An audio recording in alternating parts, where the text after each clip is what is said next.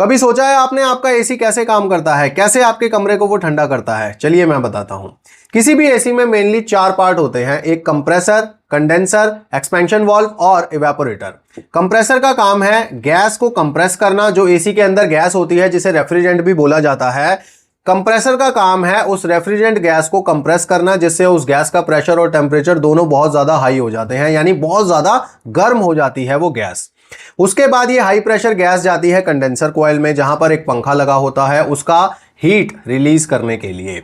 अब heat release करने से वो जो गैस होती है वो एक लिक्विड फॉर्म में तब्दील हो जाती है। अब ये लिक्विड को गुजारा जाता है या तो छोटा सा पाइप होता है, कैपिलरी ट्यूब कहते हैं उसे, या फिर एक्सपेंशन वाल्व, यानी कि उस लिक्विड रेफ्रिजरेंट को गुजारा जाता है एक बहुत ही छोटे से छेद में से। जब उसको गुजारा जाता है तब इस गैस का जो प्रेशर है और टेम्परेचर है वो बहुत ज्यादा कम हो जाता है, यानी ये गैस अब बहुत ज्यादा ठंडी हो जाती है, लेकिन अभी भी ये रहती लिक्विड फॉर्म में ही है।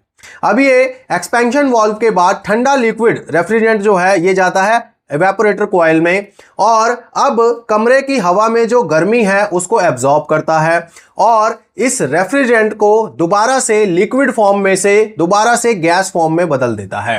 यानी कि जो गर्मी आपके कमरे में से उसको मिल रही है, उस गर्मी के कारण उसकी प्रॉपर्टीज चेंज होती हैं और वो लिक्विड रेफ्रिजरेंट फिर से गैस फॉर्म में तब्दील हो जाता है। इस प्रोसेस से रूम की एयर इवेपोरेटर कॉइल को गर्म करती रहती है और आपके रूम को ठंडा, जिससे आपको कंफर्ट मिलता है। और ये रेफ्रिजरेंट साइकिल बार बार चलती रहती है जब तक आपका एसी चलता रहता है।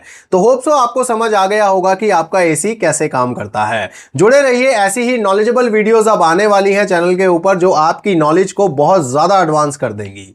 अगर आपको वीडियो अच्छा लगा तो लाइक कीजिए और फॉलो भी कर लीजिए।